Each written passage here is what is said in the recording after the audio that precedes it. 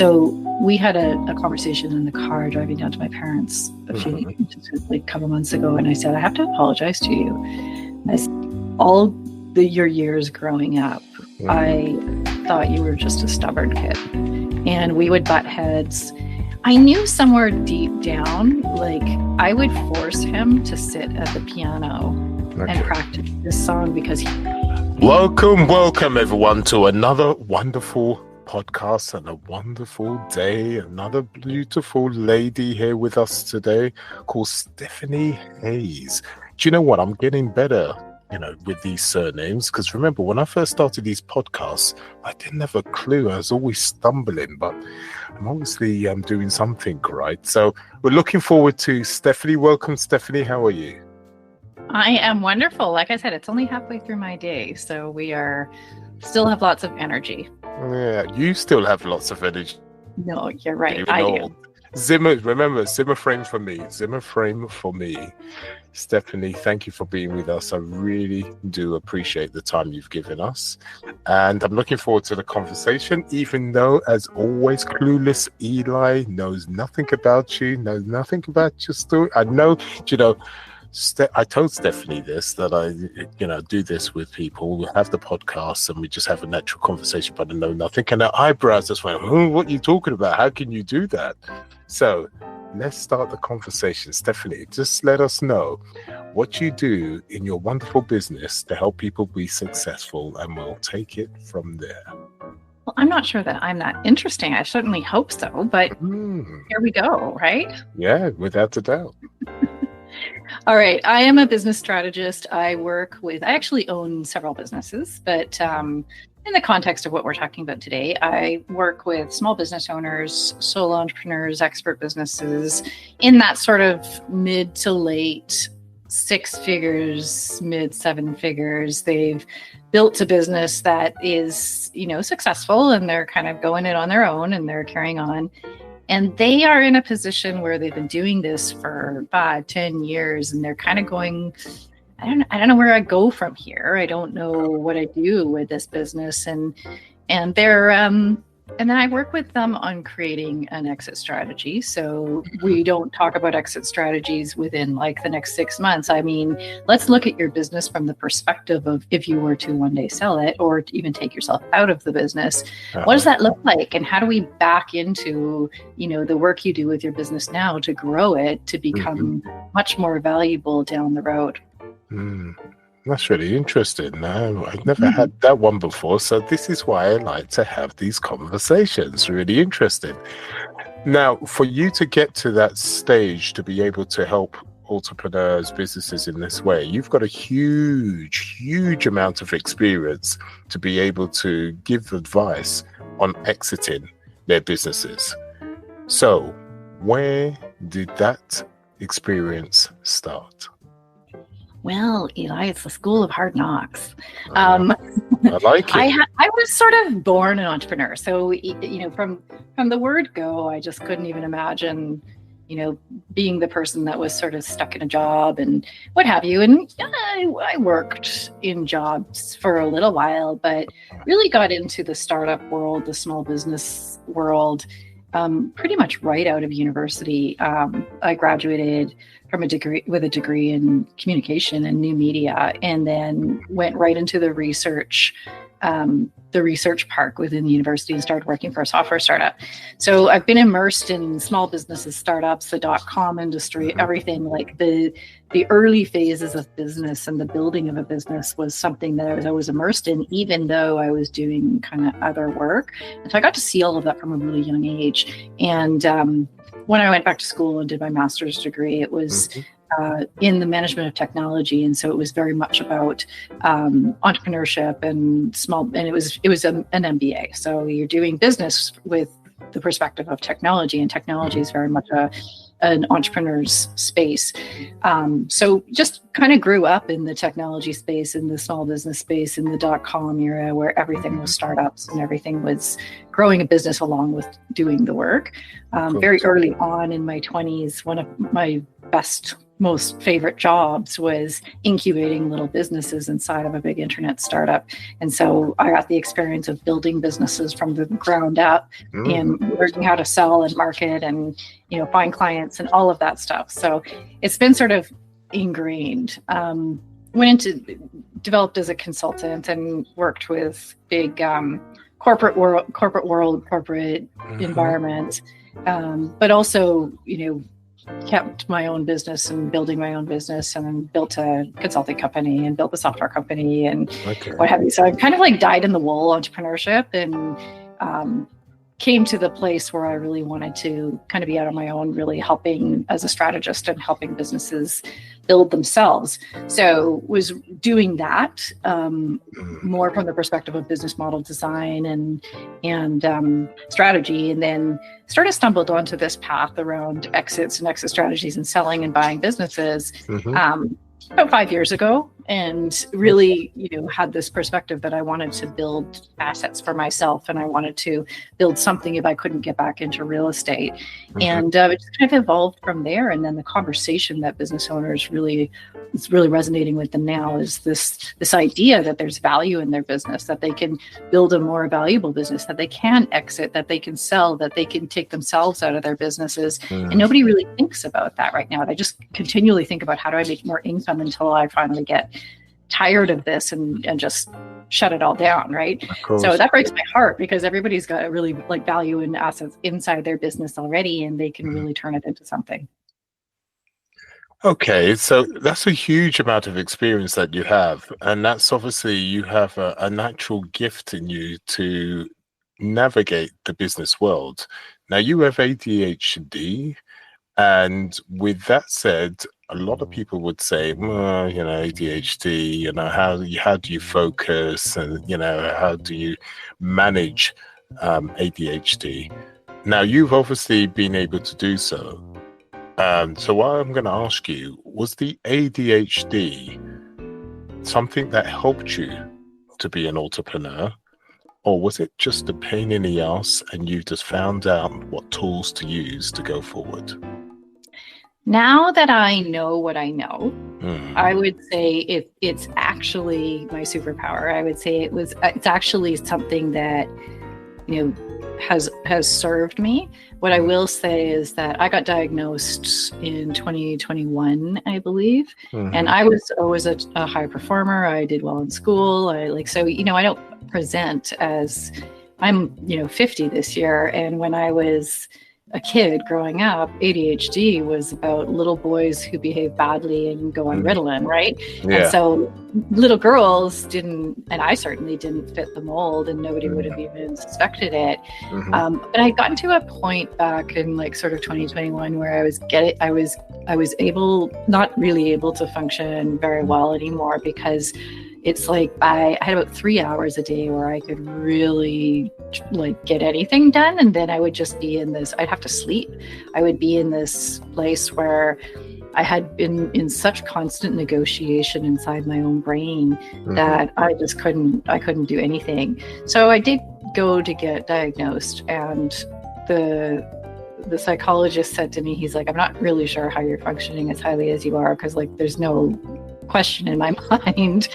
But what I had done is I had developed a lot of systems for myself, and I had developed a way of working that I actually ended up selling to my clients, because it just worked so well for me. And frankly, half my clients are ADHD as well, because entrepreneurs tend to be really good at that. But I would say that it did get to a point where it was starting to affect my ability to work and be productive. I didn't get medicated then, and I didn't have the intention of getting medicated, but I wanted to understand myself better. This year or last year, both my kids got diagnosed, and my son has a lot of struggles, and he's now being assessed for PDA, pathological demand avoidance, which kind of goes alongside with autism and ADHD. And I wanted to know how the medication would feel and if it would help him. So I got medicated last year, and I'll tell you, it's like been a game changer. Really? just been an absolute game. I can work from 7 in the morning until 12 at night, and I'm still excited and raring to go, right? Because I love my work. I love everything that I do, but I just could not. I was battling my own brain for so long that it was almost impossible for me to make any sort of progress. So I would say the combination of the systems I had developed to help me function, and then the medication has been a real game changer for me. When it comes to the medication, a lot of people that I've spoken to, they said that they've had to go through different types of medication, be it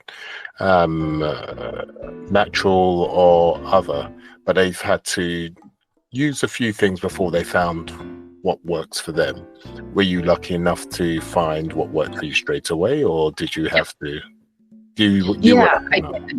I did. What I have learned is I have to moderate some other things, but for me, I would say that the medication plus exercise is my sweet spot. I need to, for my own mental health, being physically active is, so I do powerlifting 4 days a week, and I ride my bike as many days a week as I can. Wow. But those two things, that it's like a pressure release, like it's like it just keeps everything sort of regulated.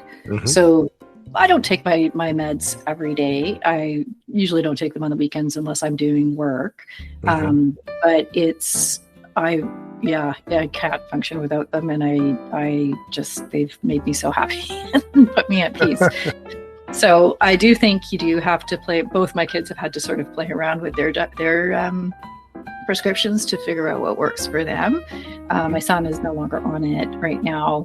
We're still trying to deal with and get him properly diagnosed with everything else. But my daughter's played with her prescription, and now she's at a place where she gets benefit from it. She's like me, like she's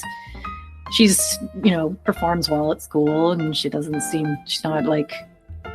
have any sort of polarities or anything like that. But she benefits from it for sure. Okay, and when you saying that it got to a stage that you could only focus for about 3 hours, and then you had to find out what was wrong.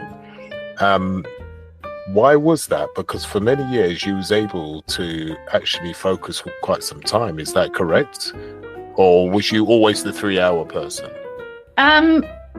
Looking back, I see how much I was struggling, and that I would have a really hard time with certain types of work that I just couldn't get myself, like it was always last minute deadlines. It was always, I just couldn't get myself to do it.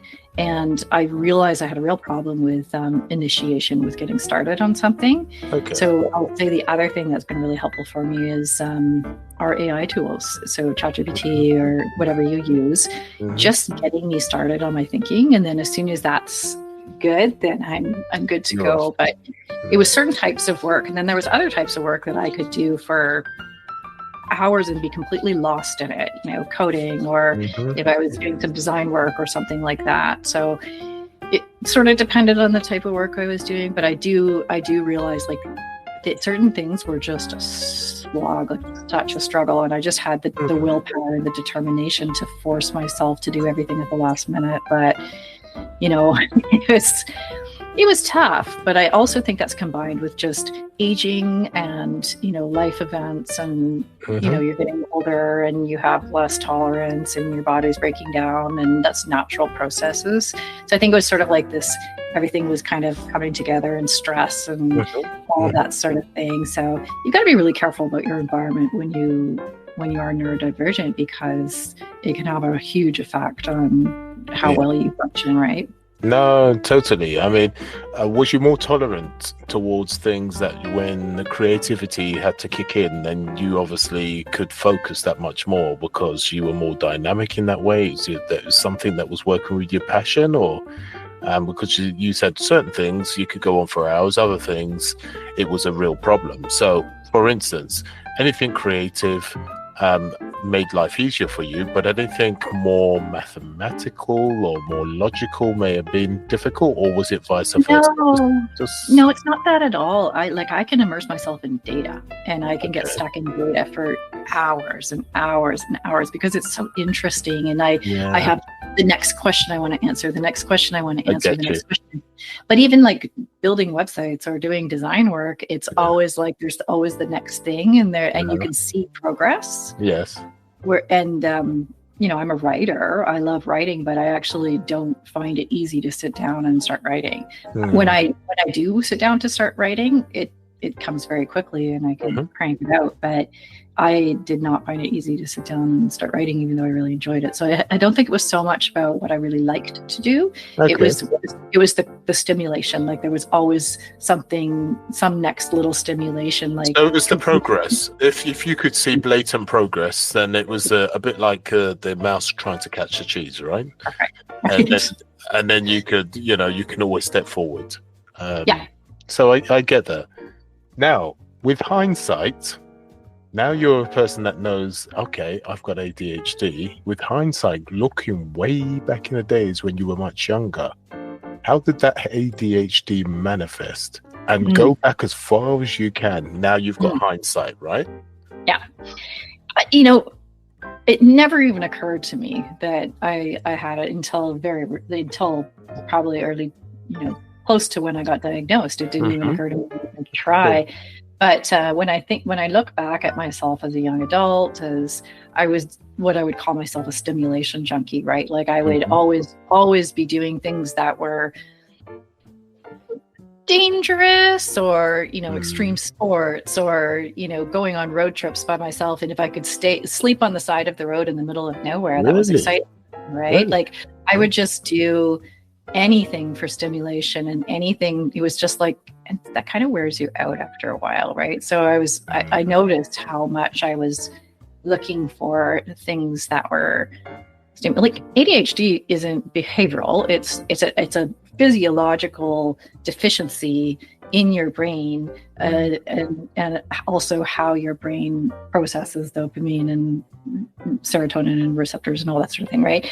So it's not that you're just bored, or it's not like you have some mental illness. You actually have a physiologial issue within your brain. And so my brain was just constantly seeking out anything that was stimulating or anything that would give me. So, in a work environment, for example, I loved being able to be the solution architect, to be up at the board, to be facilitating, to be finding solutions. But as soon as I had to walk away and put that into some type of report or whatever, like that would just kill me. Like I hated that so much.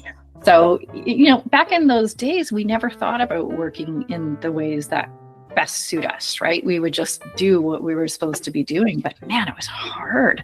But even as a little kid, if I think about it, it was very much the same. I would always be looking for stimulation. I would always be looking for, something that was on the edge or would, create that kind of stimulation for me. But I was also kind of I wouldn't say I was a rule follower, but I would say like I had a sense of responsibility. I always had a strong sense of responsibilities. If I had to do something, I would do it, but I'm very competitive as well. So the stimulation from the competition would force me to perform. So I decided that I was just going to get all of the awards you could get in elementary school. And so I would just do all the things to get all the awards. And I did. I got every award that you could get.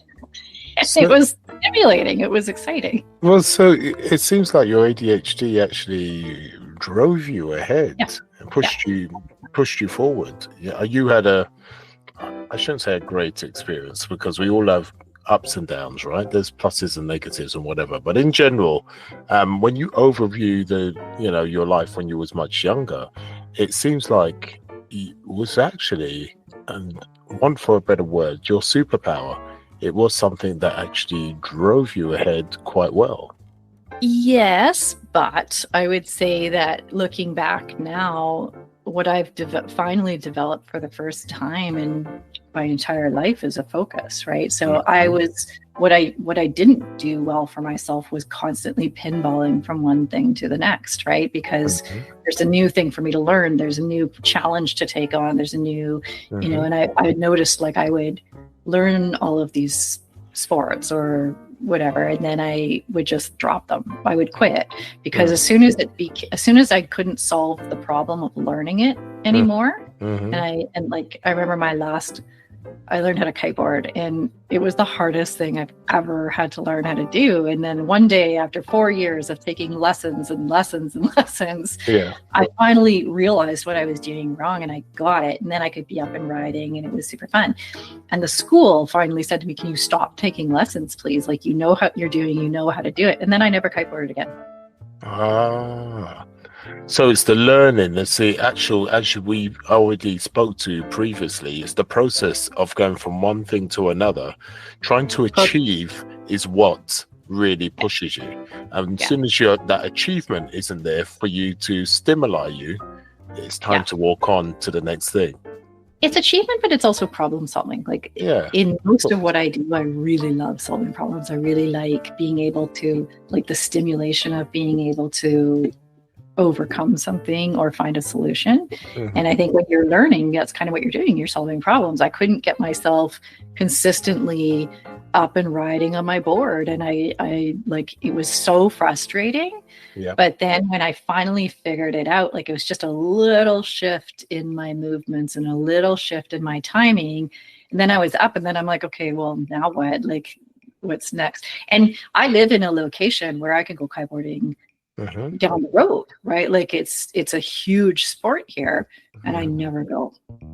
I have new equipment that I've never used for 3 years, because I don't have to, there's nothing more for me to learn. I mean, there is, of course, you always develop your skills, but it's not the same thing, right? It's like, it's not achievement, it's problem solving. Because if it was achievement, then I'd be like, great, so now the next thing for me to learn in kiteboarding is this, or now I'm going to start doing jumps. It doesn't interest me. Like, it seems boring now to me. You know what it sounds like? It sounds like you need the intensity. Yes. When you're learning something new, it is very intense because there's so much to learn. But once that intensity is actually done and dusted, it's not exciting no more. It's time to move on and find that other intensity.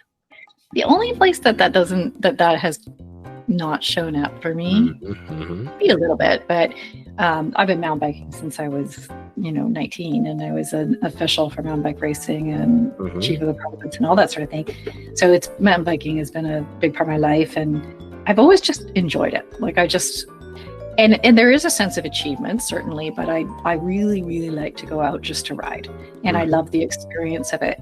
Now, I find I have to put myself in containers where there is a constant milestone to move to, but it's not like with kiteboarding where I just left it.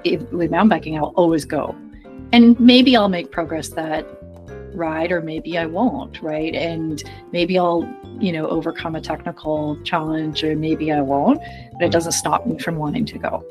So there are these little things in my life that are kind of interesting in that regard, that I'll always come back to them no matter what, and I just genuinely just enjoy them. But there's definitely a sense of, like, even with mountain biking, I have this goal this year that I need to do this thing, and I like having things in containers rather than just going out for the pure fun of it.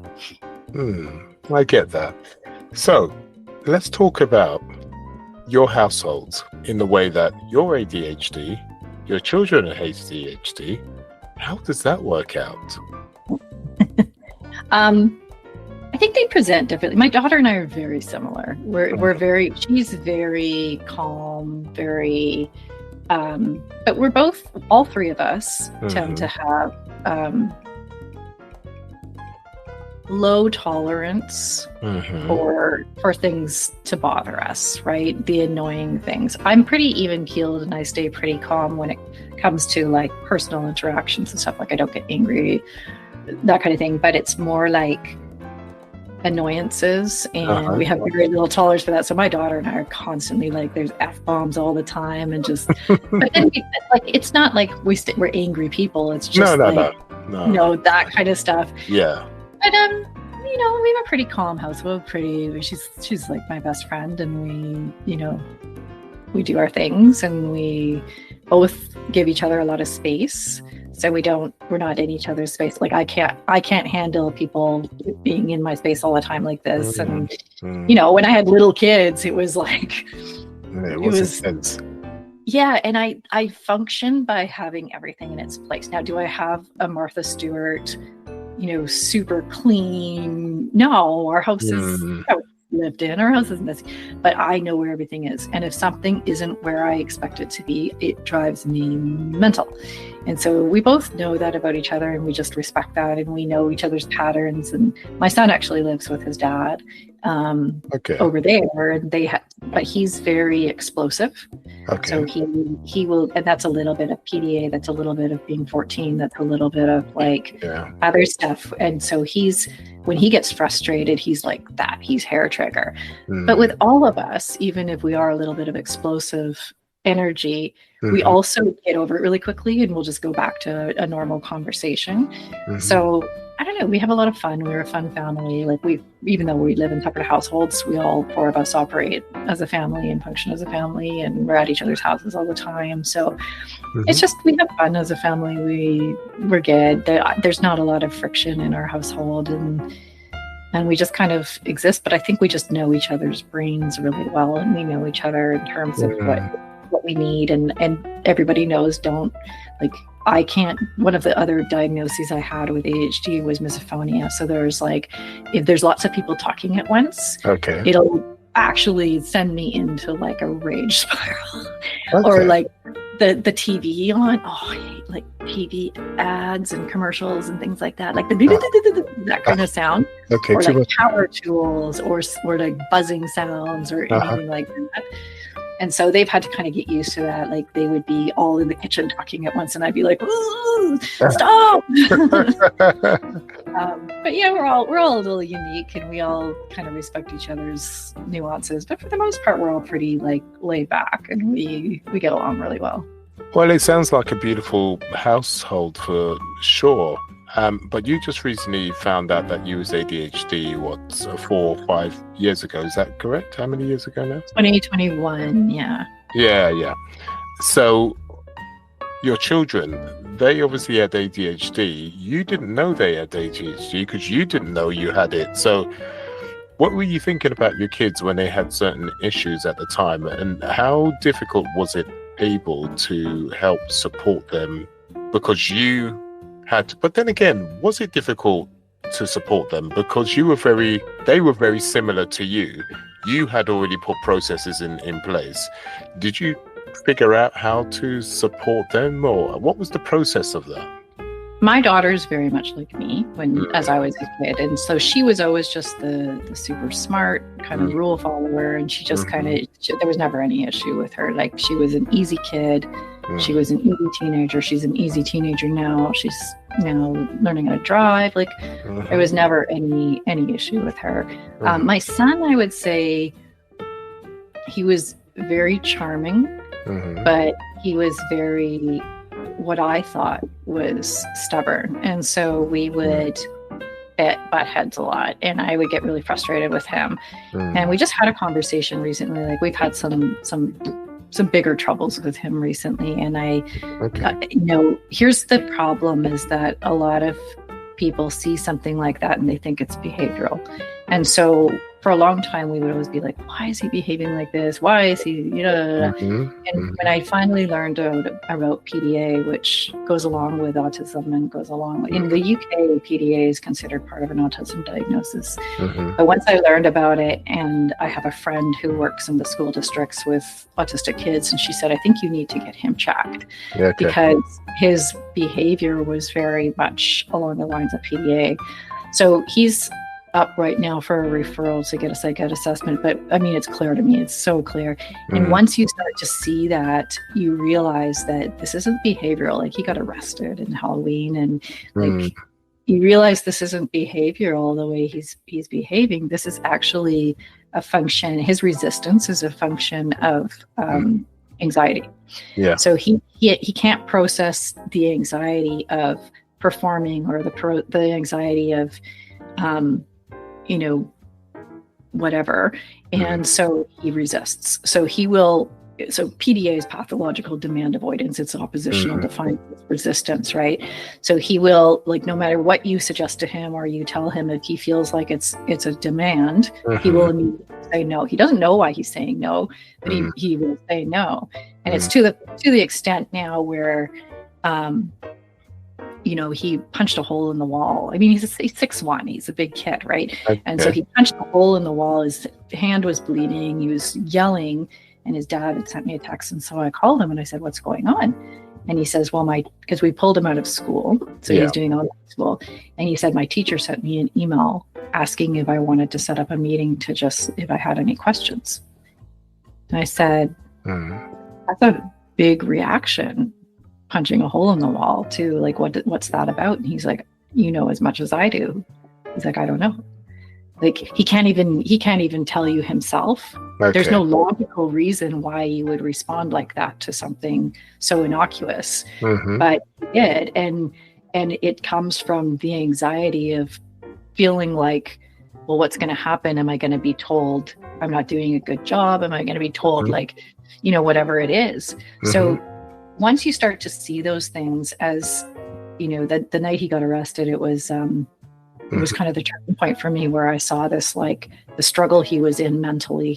This wasn't normal, right? This wasn't like he takes responsibility for anything that he does. It's not an issue. It's that he was talking about how much he hates himself, and how he can't he just can't regulate.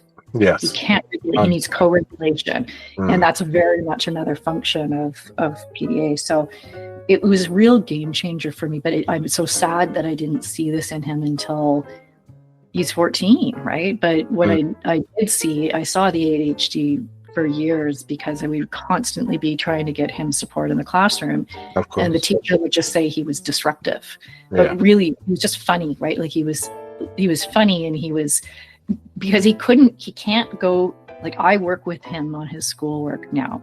Okay. I sit with him, and the only way he can do it is if someone sits with him, reads him the thing, explains it to him, and then we get started. And as soon as he gets started, he's off to the races. Like, he's very smart, he's intelligent, he can do all these things. He pulls off the stuff at his quality, but he cannot go from zero instruction, right, to working on it. Yes. And so no teacher has ever been able to support him, has ever had the desire to support him, has ever understood what he needs. And I thought by getting a diagnosis that he would start getting that support at school, but in fact he got quite the opposite. Oh, really? And the school just started, brushing him off as a bad kid and getting angry at him and everything. And he got so frustrated, and just like, then he just gave up. So he didn't go to school, he didn't do his classwork, like he couldn't get any sort of support that he needed.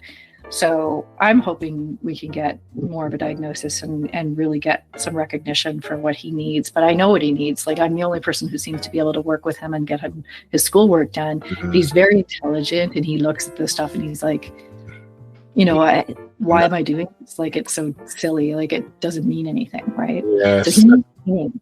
I need meaning. He needs meaning. He needs something to be meaningful. He needs something to have, like, to make sense to him. Otherwise, see the reason to do it. And I'm the same way. Stephanie, I really feel him, because I was very similar when I was a child, and the support wasn't there for me, and it was it sounds very similar to what he's going through, what I went through, and it just wasn't supported, and I felt frustrated, and times I didn't go to school, and etc.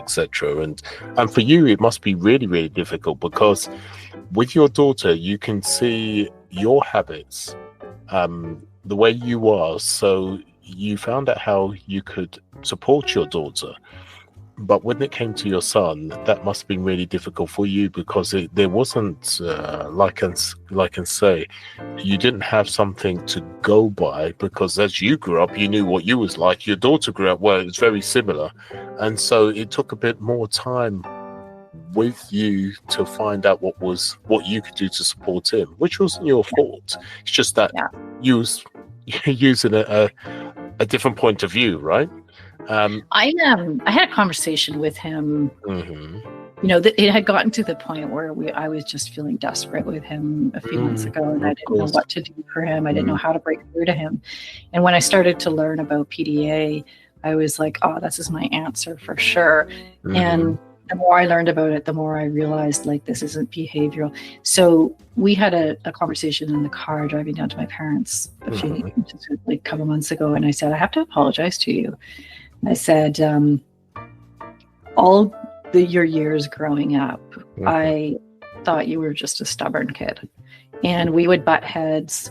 I knew somewhere deep down, like I would force him to sit at the piano and practice this song because he would just shut down and not do it.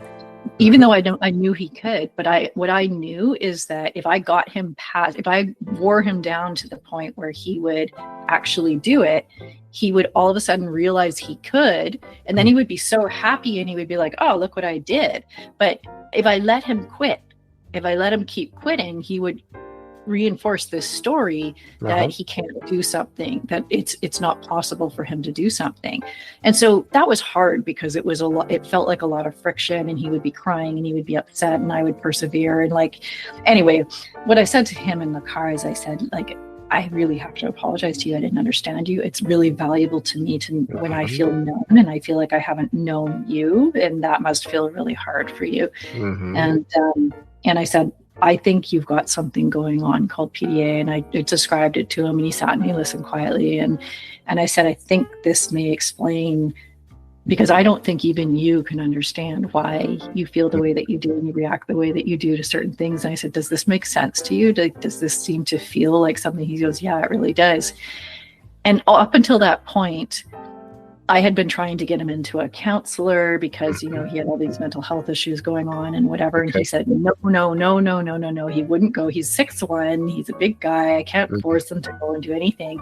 But I guess I was saying, why do you keep saying no? Like, this is to help you. And he's like, no. And it was just resistance because it was anxiety. And so when we sat and we talked about, he said to me, it's okay. Like, I understand, like, you don't have to apologize. I said, no, but I do. And then that just changed something, and that opened it up. And all of a sudden, I think he started to feel like somebody knows him and somebody's like learning about him as a human being. Yeah. And I explained what PDA was. And I said, this changes the conversation from, are you behaving badly, to why, like, what do we do to reduce your anxiety? And I said, I would really like to get you to a counselor or get you to the pediatrician and get an assessment done. He said, yeah, absolutely. And he goes, why didn't you ask me that before? And I said, well, I did. Anyway, but for him, it felt like an answer, right? It felt like something that could maybe, because, you know, I remember him saying to me that night when he was brought home by the police, he was just in a totally dysregulated state. And he said to me, you know, I had this plan, want to do it myself. Like, he wanted to prove that he could get himself out of this place. And the poor little guy, like, he had this whole plan where he was going to clean himself up and have everything good by the time he went into high school next year. And he felt like such a failure because here he had screwed it up again. He'd gotten in trouble with the police or whatever. And I just was like, but I don't think you can't do this yourself. Like, you need some. And I think it was at that moment that he realized that this isn't about him being capable. This is about something that's actually not functioning correctly.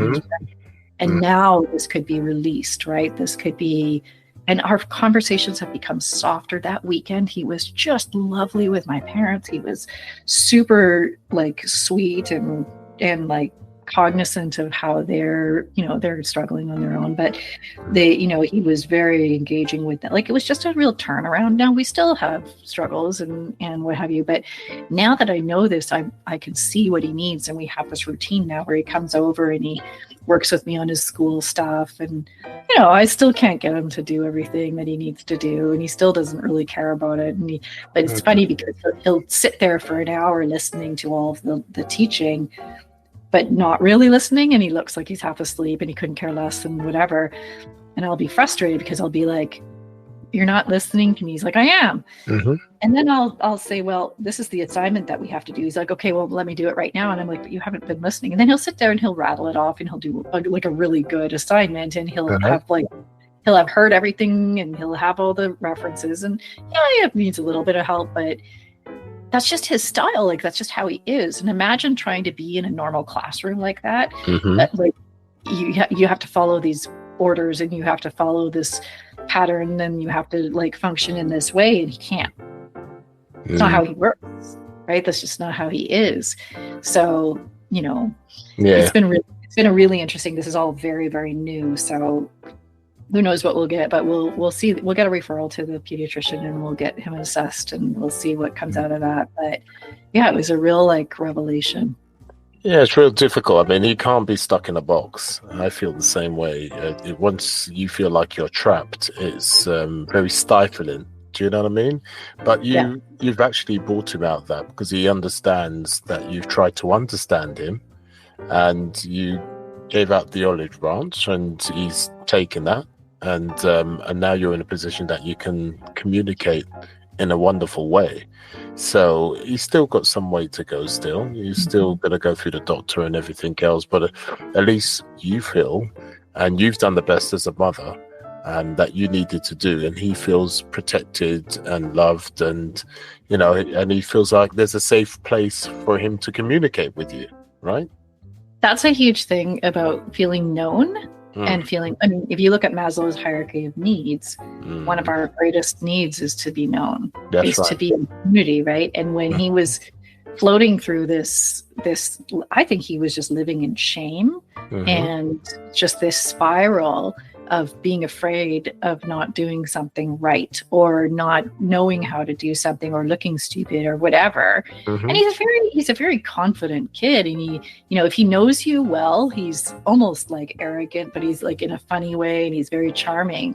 When he's around people he doesn't know, or when he's around especially adults that he doesn't know, he clams up and he's introverted to the point of almost being scared.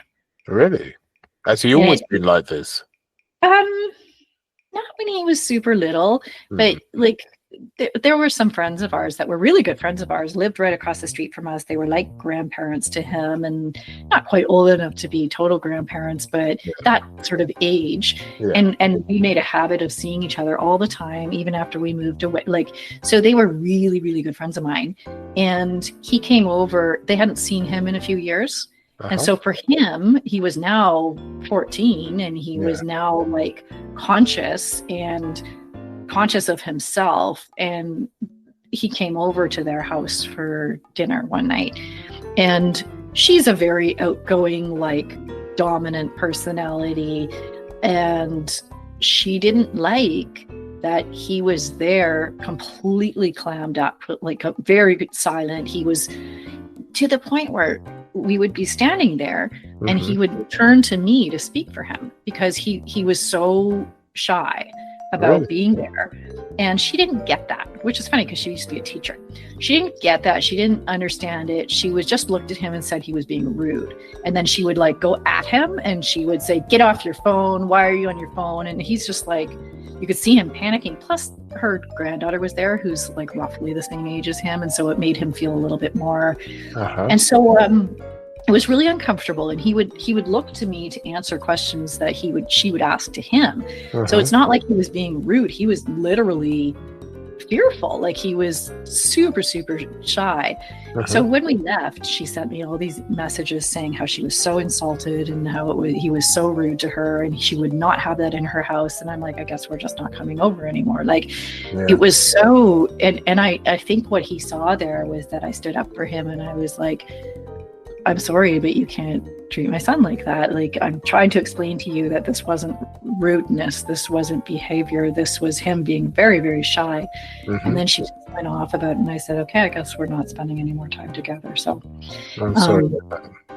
Yeah, and it was really disappointing, but it was just another insight into him and the complexity around, whatever it is and we still have a long way to go to sort of learn about him more, but he needs to learn about himself and he needs to better understand and have words for what these feelings are that come out and his, how he responds to them and how he behaves.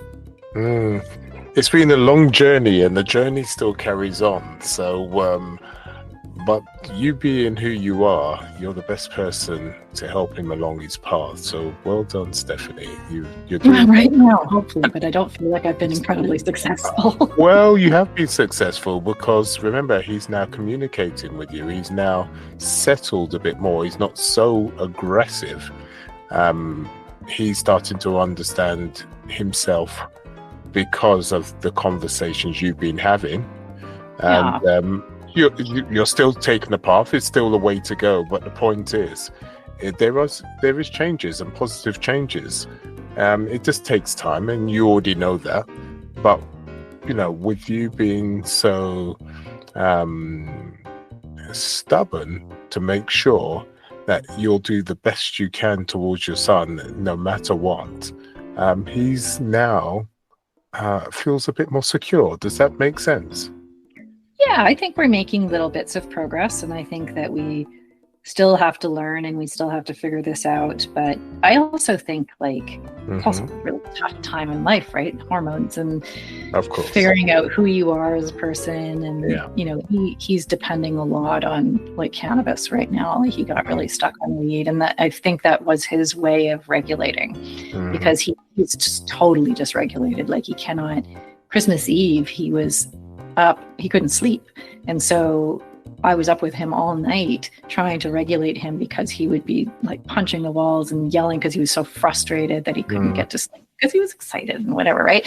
So it does manifest itself in really difficult ways, but that's a huge part for him, is he just has no tools to be able to regulate himself. So hopefully as we get these diagnoses and we get more help for him, he's going to be able to find ways to do that, and not through the use of cannabis. But at the same time, I'm if that's what I'm dealing with right now, that's what I'm dealing with. And if that's how he's finding ways to regulate himself, I don't love it, and it's not good for him, and we want to get him off of it, but one step at a time, right? Of course. And so you've been going through so much in the last 4 years with your daughter, your son, yourself, and a successful business. And that's not easy at all. But you've been doing it to great effect. So when it comes to your business, just let me know, how do you help your clients from the point of view, okay, you help them with the business, those individual clients, but do you also help people from the point of view group meetings, seminars, or you obviously do one-to-ones? What does that look like? How do you help them in depth? Yeah. In my strategy business, it's mostly one-on-one. I do have a group program that I've launched just to founding members, and then I'll be opening it up shortly to but that's really very much focused on business strategy and evolution. I bought a business 2 years ago that is where I'm coaching earlier stage entrepreneurs and virtual assistants, freelancers, and that sort of thing. So that gets into a lot more mindset-y stuff, and how you think about yourself as an entrepreneur, and how you move through all the mindset stuff and move through all of the challenges that come up when the way what you're thinking, because the doing part is actually the easy part. It's how you move from into belief that this is something good. That's a big part of entrepreneurship, is believing that it's possible. And also it's being consistent too, and that's a mindset situation. That's difficult for the consistency part, right? It's building that habit and having the confidence just to keep on going straight, keep on going on. So you've got two things happening. So you've got the startups, solopreneurs, etc., and also you've got you're dealing with people that obviously already got their businesses that are very successful, and you found obviously that's a completely different mindset, and you have to treat them completely different in that way. Just different stages. It all comes back to the same stuff, but my one-on-one clients tend to be a little bit further along, and so the conversations we're having are a little bit more elevated, and the mindset issues are a little bit more complex and nuanced. Whereas in the VA business, it's all group coaching, and it's it's very early stage, rudimentary, just believing that you can do it and taking consistent action. And we talk about the same things a lot, over and over again there. Whereas with my one-on-one clients, these are successful business owners. They're in high 7 figures, and they're now what we're dealing with is more shifts in how they see themselves, and for them to make a big step from kind of what I've been doing to where I want to go, they have to see themselves as different people, or they have to see how they're being differently as opposed to what they're doing, what they have and how they're being versus am I taking like focusing on the strategy and the tactics, right? Do you know what? The reason why I love doing this podcast, because I try to show people you could be neurodivergent and be successful. And obviously we're talking about mindset, right? And the majority of people, when they're neurodivergent, they're all over the place, which I'm the same way, unless you've got certain techniques or tools to focus. And you think to yourself, how can I do these things? How can I? But with people like yourself coming on here, showing that you can be neurodivergent, you can be ADHD, autistic, etc. It is possible, and we're great leaders because of what we have. 100%. You know, you just got to understand what to accept. Acceptance is first of all. If you don't accept, you cannot change. You cannot, actually focus and use those powers in a particular way. And well, I believe that anyway. If you don't accept, then you cannot make those changes. And I was one of those people that I didn't accept in the last few years. And as soon as I accepted what was going on, I can make the changes. But it takes time. So, and you're perfect to show that, yes, you're neurodivergent, your children are, but you're successful. You have your ups and downs, you have your problems. It's not perfect. And by any means, it's not perfect. No, very not. It's to show you can get to your goals. You can be successful. And successful doesn't mean you have to be a millionaire. It doesn't mean that you have to have 100,000. Just means you've got to get to your goal, right? Be successful to that goal. You can do the things that you want to do. Would you agree to that? I do. And I also think that a big part of that and a lot of the work that I do with my clients is getting them out of the mindset that they have to do it like everyone else, or that they have to be like everyone else, or they have to, they like the things that they measure themselves by. It has to, anybody's business, I don't care if you're neurodivergent or you're not, anyone's business has to be fully aligned to who they are as an individual before they can be successful in building it. And so, it's like allowing yourself to be different, or allowing yourself to have a business that, serves who you are as an individual. Quite frankly, that's great strategy. And it's also really helpful when you're neurodivergent, because you can understand yourself better and you can build that business around what you need. That's true. That flexibility, just what is needed. So with that said, how can people contact you if they need the support for them to be supported? Best place to find me is at stephaniehayes.biz. I'm most active on LinkedIn. If you can find my link there, or just search me up on LinkedIn, but those are the two places that you're most likely to find me and be in touch, and super happy to have a conversation. Most of my clients are neurodivergent. So listeners, as you can hear, her journey has been long, arduous at certain times, but still successful. She understands what's needed for success to be taken. She's been a long-going entrepreneur, and she's human. Look what's happening with her family life, but she's still stringent. She will not let anything stop her children being successful, and she does the same thing with her clients in the business. So if she resonates with you, why not make that phone call? It's a very easy thing to do. Don't call me. I don't like to talk on the phone. Just send me an email. Oh my God, she doesn't like to talk on the phone. Okay, well, you contact her anyway. She won't bite. Not yet anyway. But she will support you, and support you well, as you can see and hear at the same time. And so, Stephanie, thank you for your time, and thank you for being open about your family life at the same time, so people can understand. It's been wonderful. Thank you for sharing your time. It. And in the meantime, listeners, subscribe, like, and all those other wonderful things, and sayonara.